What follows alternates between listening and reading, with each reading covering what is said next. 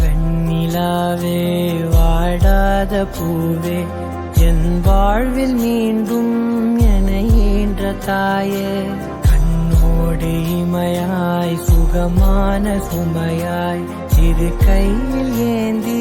தாலாட்டுவேனே காற்றோடு தலை கோதி நதியோடு தவழ்ந்து உயிரோடு உயிராக உறவாடும் அழகே பனியோடு விளையாடி மலர் ஊஞ்சலாடி தரை வந்து தமிழ் பேசும் இரு கால் வெண்ணிலவே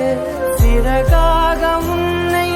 நான் ஏந்தி செல்வேன் சினுங்காமல் உன்னை